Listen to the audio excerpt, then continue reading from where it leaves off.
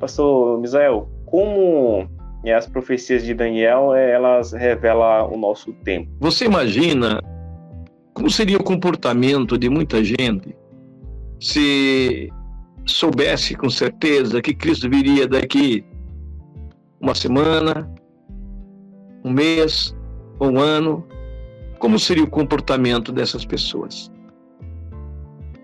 Agora, isso não é bom, porque o crente, amados, ele vive de temor a Deus, não é isto?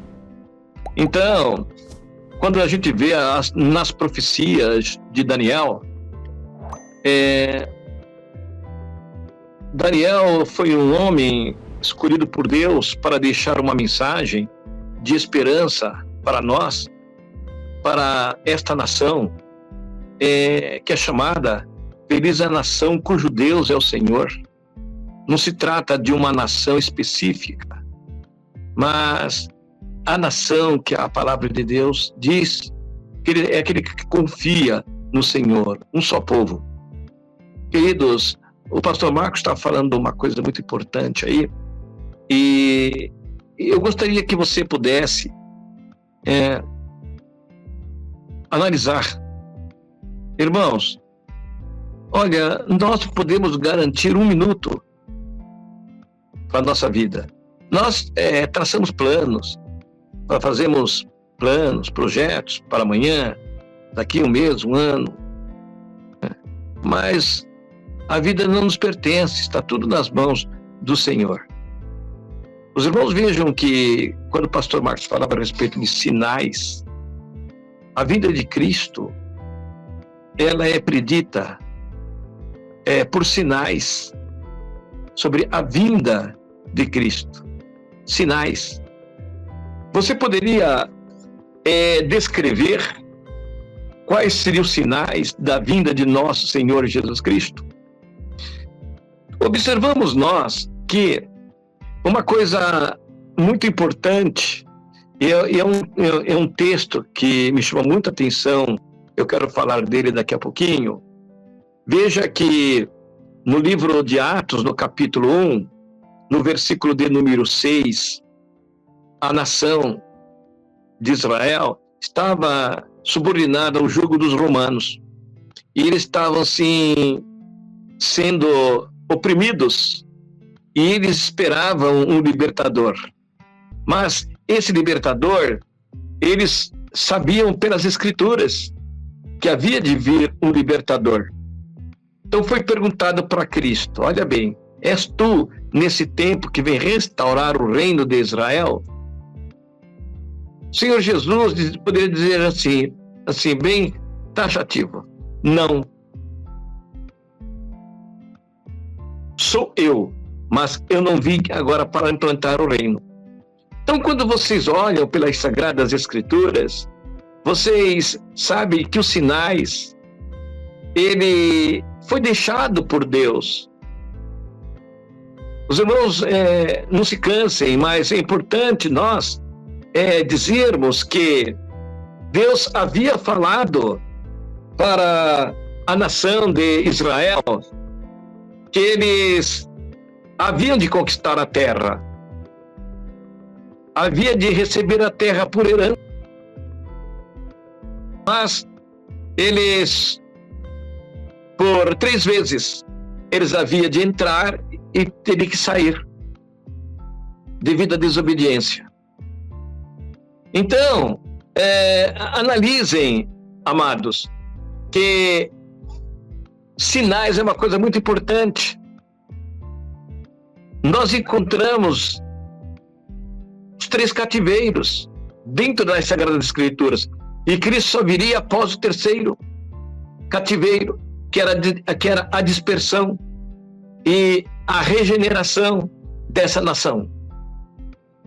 Outro sim, o Senhor Jesus Cristo, ele disse para os seus discípulos, quando os discípulos estavam ainda naquela dificuldade de entender se realmente ele seria o Messias, aí Cristo se identificou prontamente dizendo né? Que eles deviam examinar tudo o que estava na lei de Moisés, nos profetas e nos salmos, que estava se cumprindo nele. Aí a palavra de Deus fala que eles conferiram, então abriu entendimento para compreender as Escrituras. Então, para nós, queridos, entendermos quando será a vinda de Cristo, nós temos que olhar para as Sagradas Escrituras. Porque o Senhor Jesus Cristo, ele respondeu uma pergunta para os seus discípulos. A seguinte pergunta foi feita assim: no Monte das Oliveiras, achava-se Jesus assentado, quando se aproximaram dele os seus discípulos. E em particular, eles pediram, dizendo: quando sucederão estas coisas? E que sinal haverá na tua vinda e na consumação dos séculos? E agora? Foi feita essa pergunta para o Senhor Jesus Cristo.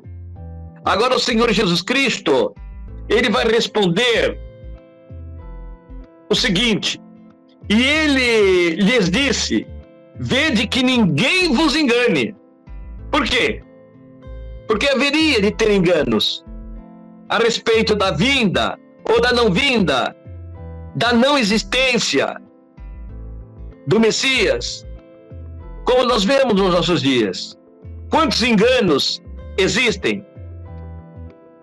Nós temos falado sobre o que Paulo disse à igreja de Tessalônica: ninguém vos engane. Então, a palavra fala assim: olha, para que ninguém vos engane, porque virão muitos em meu nome, dizendo: eu sou Cristo, e enganarão a muitos. E certamente ouvireis falar, olha bem, de guerras. Está acontecendo? Rumores de guerras. Vede que não assusteis, porque é necessário assim acontecer. Porque quando se levantarão nação contra nação, reino contra reino, e haverá fomes, terremotos em vários lugares. Porém, tudo isto é o princípio de dores. Então serão atribulados e vos matarão. Serei odiado de todas as nações por causa do meu nome. Nesse tempo, muitos hão de se escandalizar, e trair-se-ão, e odiar-se-ão uns aos outros. Levantar-se-ão falsos profetas, e enganarão a muitos. São sinais que estão acontecendo. E por se multiplicar a iniquidade, o amor de muito esfriará. Aquele, porém, que perseverar até o fim, será salvo. Amados, é marcado por sinais. A vinda de Cristo está próxima. Vocês analisem bem quando o Senhor Jesus disse: ai. Mas eu quero lhe dizer uma coisa. Uma mulher, quando ela está para dar à luz, ela não é sempre assim, mas quando ela chega ao 9º mês, chega o tempo das dores de parto. É isto.